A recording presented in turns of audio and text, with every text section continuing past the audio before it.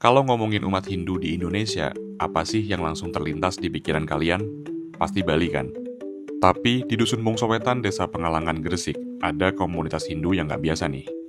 Mereka bukan keturunan Bali, melainkan Madura, etnis yang lebih dikenal dengan budaya Islamnya yang kuat. Pada malam 28 Maret 2025, sebelum Hari Raya Nyepi, warga di desa ini menggelar pawai ogoh-ogoh. Yang menarik bukan cuma ogoh-ogohnya, melainkan siapa yang mengaraknya. Komunitas ini adalah keturunan Madura yang hijrah ke Gresik sejak tahun 1910. Mereka membuka pemukiman, bertani, dan membentuk sebuah sistem masyarakat yang unik, tetap menjaga budaya Madura sambil memeluk ajaran Hindu. Pada tahun 1965, saat negara mewajibkan pencatatan agama, mereka resmi memilih Hindu. Kepercayaan lokal yang mereka warisi selaras dengan nilai-nilai Hindu, dan sejak saat itu mereka dikenal dengan identitas Jamali, Jawa, Madura, Bali.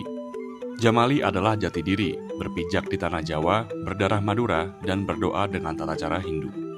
Dalam keseharian dan beberapa bagian ibadah, mereka memakai bahasa Madura yang dipadukan dengan doa-doa berbahasa Sanskerta seperti umumnya ajaran Hindu.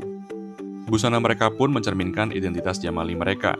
Para pria mengenakan atasan loreng merah putih yang mencolok, dipadukan dengan bawahan batik Madura yang cerah dan penuh warna, sebuah simbol semangat menjaga tradisi leluhur. Uniknya lagi, umat Hindu di sini tidak menjalankan tradisi kremasi seperti di Bali.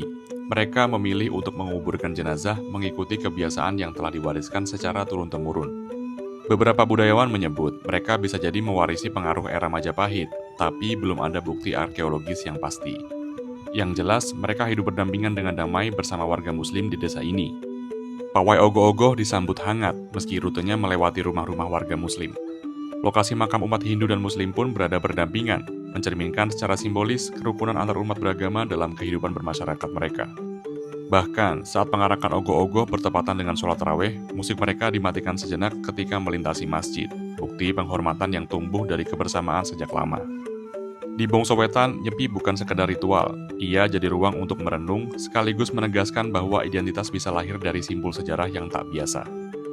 Di antara sawah, pura, dan ogoh-ogoh, kita melihat bagaimana perbedaan bisa tumbuh dalam harmoni, sebuah pengingat bahwa Indonesia terlalu luas untuk satu cerita saja.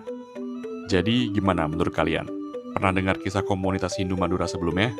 Tulis di kolom komentar ya.